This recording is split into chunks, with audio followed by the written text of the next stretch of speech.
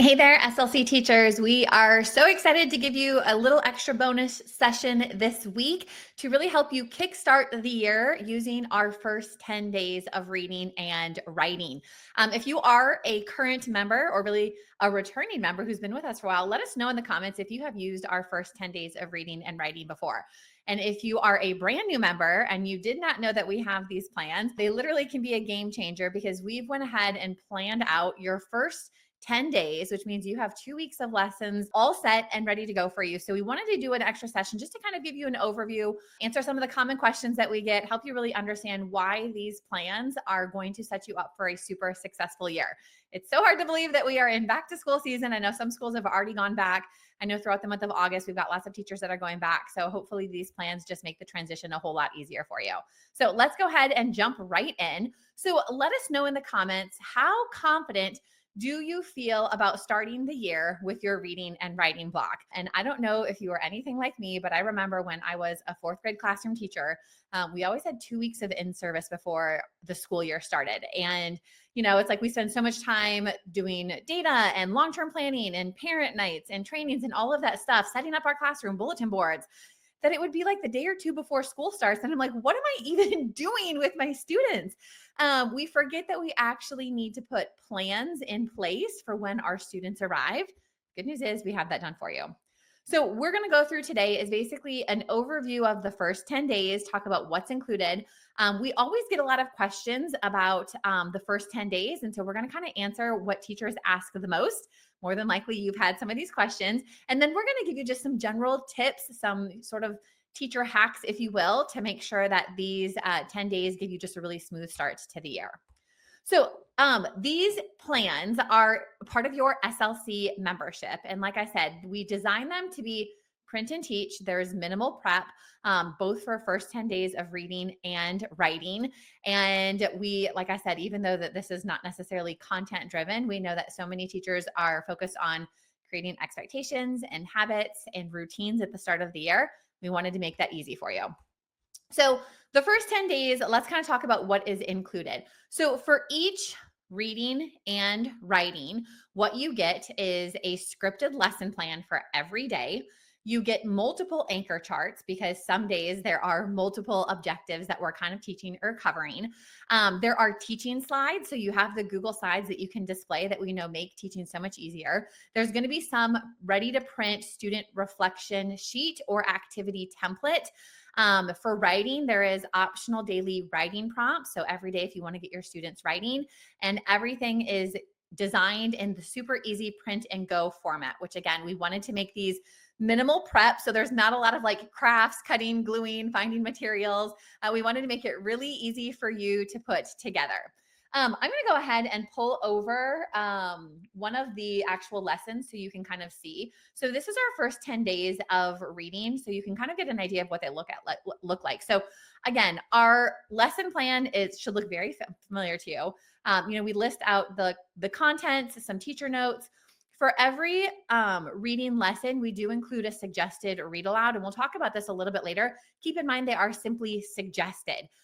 The lesson does not necessarily ask questions about the read aloud or connect back to it. The topic of the read aloud often connects to what is happening in the book. Like I know there is one that's called Let Me Finish, which is such a cute story about this kid who wants to finish reading the book. And everywhere he goes, there's somebody that is tempted to spoil the ending for him. And they're trying to tell him what happens. And so that read aloud is paired with the day when we talk about reading, right? So it's meant to be a discussion point for when we talk about reading. We don't want to spoil the ending or, ruin the book. We want to, ways that we can discuss it. So the read alouds are really meant to support the lesson, but they are not a required part of it. Then for the lesson plan, intro, objective, teach model, student engagement, always have some turn and talks included. And then again, a suggested independent practice suggestions. And these really can be optional. Again, we know that there's oftentimes so much flexibility in what teachers have time for during the first 10 days. So if you're like, I don't have time for that because we've got other things to do, you can always skip it. So these are really meant to be a starting point for you to customize and make work with your schedule. Then we always include an anchor chart. These are also part of the slides. So whether you want to put these under a document camera or display them on your smartboard, both of these work.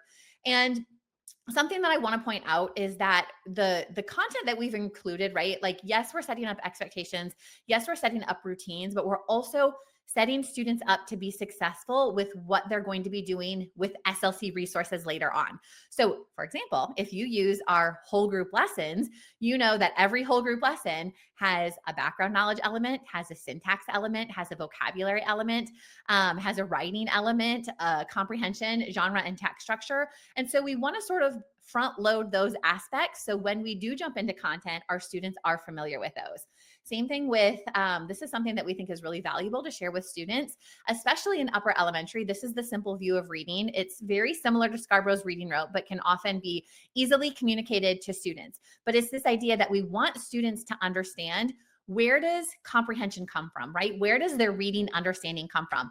And it comes from word recognition and language comprehension. So again, they're seeing elements that they're going to be working on throughout the year. And I think this specifically can be valuable because if you have students in your class that are struggling with phonological awareness and phonics, and they might need to participate in the intervention lessons, letting them know that the intervention is going to help them lead to comprehension, that can create some buy-in. And that can help them realize that it's like, okay, hey, I'm a third, fourth, or fifth grade student, but in order for me to comprehend, I need to have that phonics instruction, right? So it can just help students have a better sort of understanding for why they will be participating in certain literacy activities throughout the year. Helping students understand their role, the teacher's role, talking about how you can set up your reader's notebook. I know teachers are often wondering, what do I do with my reader's notebook? So we kind of give some guidelines for that. And then every day there's some sort of, reflection sheet for a student to reflect on what they've known. So every lesson follows the similar structure. So again, if you're able to use all 10 days, you have a nice rhythm for those first 10 days before you jump into content. Okay, so again, the whole goal is to really establish routines for reading. So during the first 10 days, you might be covering things like, how do we do independent reading? Or how do we check out books from the library? How do we talk about reading? How do we write about reading? The whole goal of the first 10 days is that you're going to put routines in place that your students will carry on all throughout the year. And like I just showed you, even from that first example, not only are you teaching routines like how do you check out a book from the library, but also we're introducing them to really important elements that they will see in lessons later on, right? So the background knowledge, the vocabulary. So that way, when you start your whole group lessons and you're doing those things every day, it's like the students understand why those things are important. Same thing for writing, right? We want our first 10 days to be really setting our students up for success. So a couple of the lessons that are included, talking about obviously what happens during the writing block, but we also have a day where you talk about sentence level writing, and we prompt you to set up the sentence writing routine with your students. During the first 10 days, you also just do a general overview of the writing process. The goal is not mastery. The goal is simply exposure. So that way, when you jump into writing later in the year, when you're ready to introduce the paragraph writing routine, students have an understanding of why we brainstorm, why we outline, why we revise, why we edit. So again, the goal is really to build a foundation before we jump into the work that we know our students are going to do. Again, we have the teaching sides because we hear from you guys all the time how helpful these are. We really want these to be a no prep sort of set of lessons for you. And so being able to display these and then walk them through your lessons, we know just saves you guys a ton of time. So if you did not know the slides exist, you can get access to them inside the document. There's a place that prompts you just to say, click here to get the Google slides, and then you're ready to go for really, like I said, the first 10 days. So let's go ahead and talk about some of the questions that teachers have because they definitely come up this time of year. Teachers always ask questions about the first 10 days. So the first question that we often get is, what if I don't have a full 10 days? And I know every school is different. I know there was one year where I started school on a Friday, which was a really interesting start date. And by Monday, we were expected to be teaching content. So that really gave us one day to set up expectations and routines, which was kind of quick. So you might be at a school that says, you have 2 weeks to set up expectations. You have a week, you have 3 days, whatever that is. So if you don't have a full 10 days, what you want to do is you really want to be flexible, right? You want to do what works with your school, what works for your students. And so if you are limited and you can't use all 10 lessons, these are sort of the recommendations we think are some highly valuable lessons for reading and highly valuable lessons for writing. And a couple of reasons. One, the first day for both of them just really talks about, again, the expectations, the foundations, what is really essential for both of them. But the other one, like habits of a reader, we want our students to develop that throughout the year. What it takes to have a strong reading foundation. Writing about reading is something they're going to do often. So we want to build that understanding from the beginning. Same thing in writing. Sentence writing is something that comes up, all of the time throughout the year. So we want that to be something that we really address. And the other thing to keep in mind is as you're looking through this, while they are literally ready to print, you could print off a lesson without looking at it at all and you'd be fine teaching it. If you have some time, flip through the lessons because there might be some where you're like, oh, I can easily combine these into a single day, right? I could do both of these at the same time. The other thing to keep in mind is that if you don't have time the first 10 days to do all of the lessons, weave them in throughout the year, right? There's no reason why in September you can't come back to one of these lessons and have a conversation about how we talk about books or, how we check out books from the classroom library, right? The reality of it is all year long, you can be building habits, setting expectations. So if you can't get through all 10 at the start of the year, pick the ones that you have the time for, and then think about how can you weave the other ones in as the year goes on. So I love this quote from Arthur Ashe, but start where you are, use what you have, and do what you can. Things in education are rarely perfect, right? We rarely have ideal circumstances. And so don't put the pressure on yourself to say, oh my gosh, I can't use any of these because I don't have 10 full days. Do what you can. Even if you can only teach one lesson because you only have one day to sort of set those expectations, that's better than nothing. So don't put too much pressure on yourself. Start where you are, use what you can, do what you can. Okay, so when do you launch other routines, right? Because we have these first 10 days, but if you know anything about SLC resources, we love routines, right? We love coming up with routines for everything. So we have our small group routine, we have word of the week, we have our paragraph of the week. I feel like there's so many other routines in there, right? So when do you launch those? You can do those during the first 10 days, right? So the first 10 days is simply a starting point. You can also, though, use this time to establish other routines. Most teachers I know have at least 60 minutes for a literacy block. Most of you probably have around 90. More than likely, the first 10 days plans aren't going to take a full 90 minutes to go through. My guess would be, if you're using the read aloud, they might take 30 to 35 minutes. If you're not using the read aloud, probably 20 to 25 minutes. So in theory, you should have some additional time during your literacy block where you might be able to do some other things, right? So you might have time to give the spelling inventory that's part of the intervention kit to see if you've got students that need intervention. You might be able to introduce the word of the week routine. You might be able to, talk through small group expectations. You might be able to pull all of your students and listen to them read independently. So keeping in mind that the first 10 days plans is really a starting point, but they're not meant to be a complete literacy block for your first 10 days. And that's because we know you have so many other things to do, right? You need to teach your kids how to line up, how to hang their backpacks. All of those other things need to be woven in. So we did not want to give you 90 minutes worth of literacy instruction, but something that would allow you to set the foundation while also leaving room for all of the other things that have to happen. So are the suggested read alouds required? And I kind of talked about this a little bit earlier, but they are suggested. They are not required, right? So they are not necessarily needed to use the lesson. So we chose these books for a couple reasons.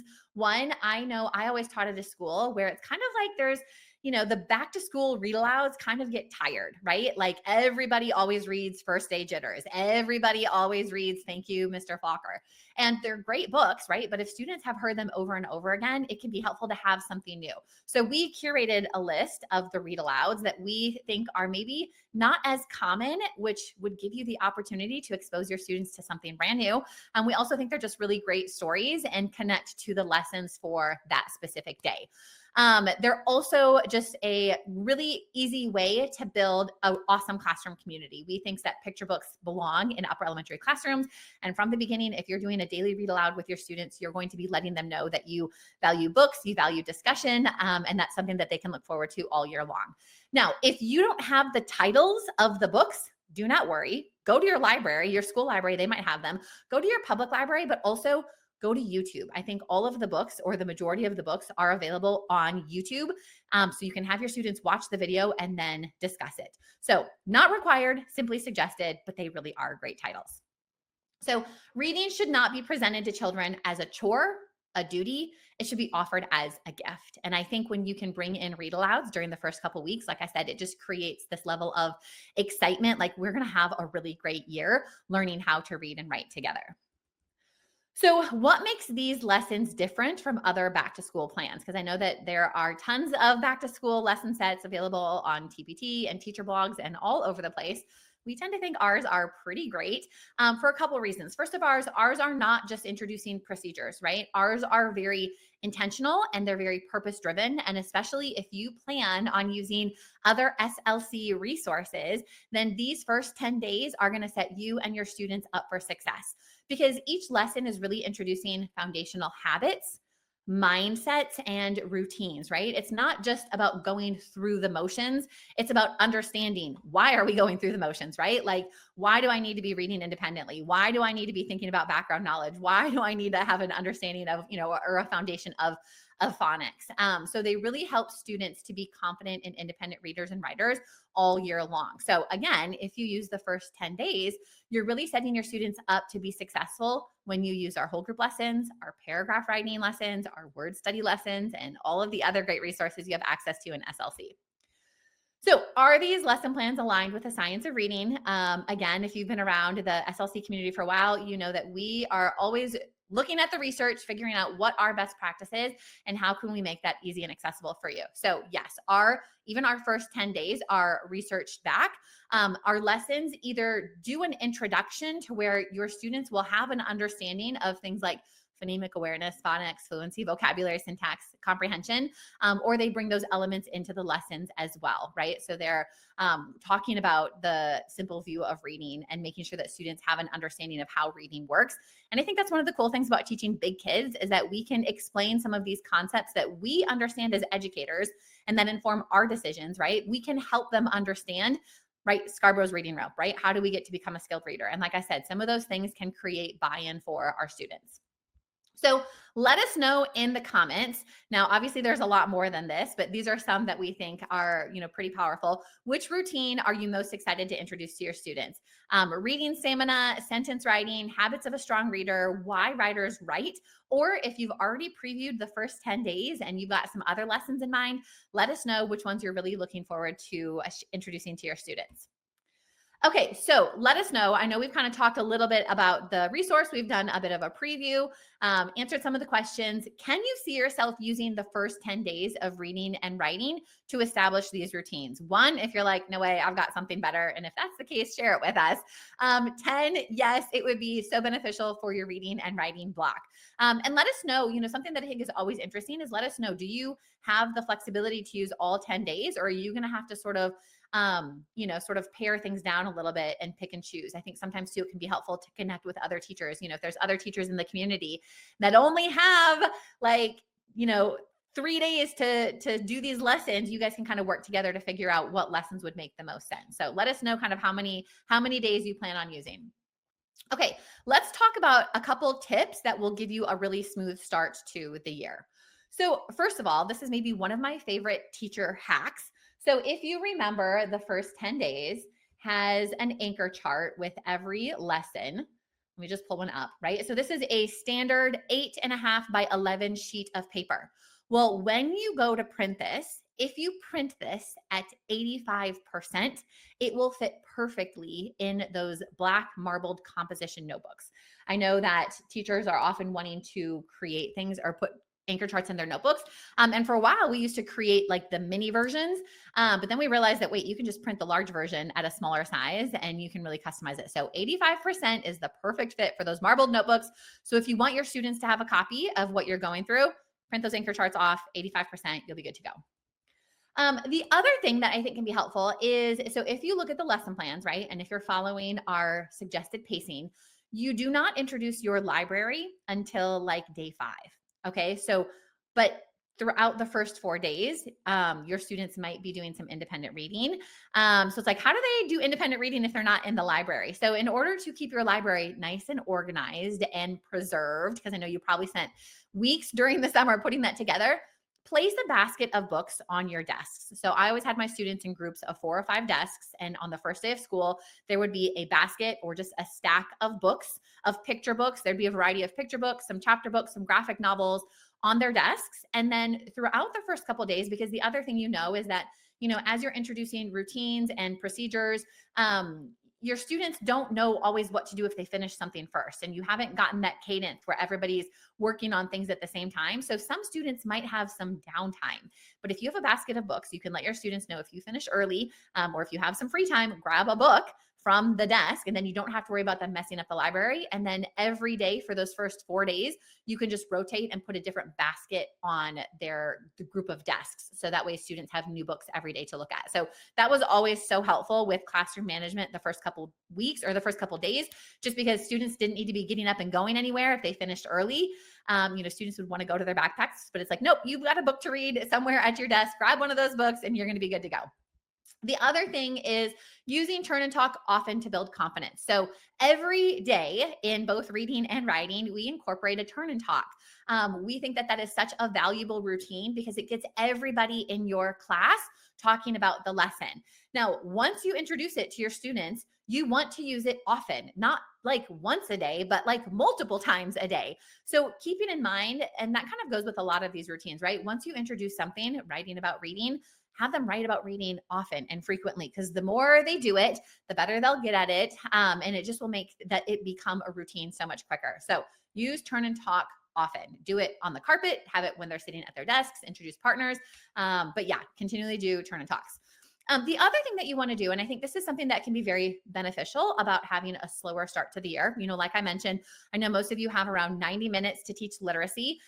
These first 10 days plans aren't going to fill an entire 90 minutes, but you also want to create some time for feedback and student reflection, right? Remember, the whole goal of setting up the first 10 days is so that way you guys can just cruise through the rest of the year. Which means if your students aren't checking out books correctly from the library, if they're not doing a turn and talk correctly, if they don't have the correct volume when they're writing about reading, give them that feedback. Let them know from the beginning, and you can continue to practice. But I think in addition to you giving feedback, create time for self-reflection. If you can have a discussion as an entire class, as individuals, how did we do?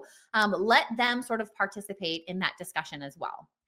And then finally, revisit throughout the year. Like I mentioned, these are designed to set a really strong foundation. And so the intention is that you do these first 10 days throughout the year, but there is nothing wrong with either bringing in lessons that maybe you didn't get through or revisiting lessons that you taught, right? Like turn and talk, writing about reading, even sentence writing, or even talking about, what does a teacher do? What does the student do?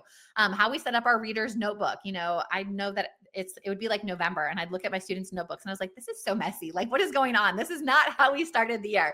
So just realize that throughout the year, you might have to reset and recalibrate, and coming back to these plans can make it really easy to sort of just reestablish those expectations. Okay, so let us know, after you have kind of gotten an overview and a preview of these first 10 days, how confident are you going to feel using the first 10 days to kick off your reading and writing block? And hopefully most of you are at an 8, 9, 10, knowing that your first 10 days of instruction can be really easy because we have done the heavy lifting for you and giving you some really engaging and effective lessons that we know are really going to help your students. So a lot of you probably are wondering, where do you find the first 10 days inside the membership? When you are on the homepage, if you look at the black navigation bar all the way to the right, you should see a section for planning. And then you should see this little middle icon that says first 10 days plans. If you go there, you will see the PDF for both reading and writing. Of course, if you use them, we would love to hear how they help you set your classroom up for success. Let us know if you have any questions or if there's anything we can do to help support you. And of course, we are wishing you guys just a really amazing, stellar start to the school year.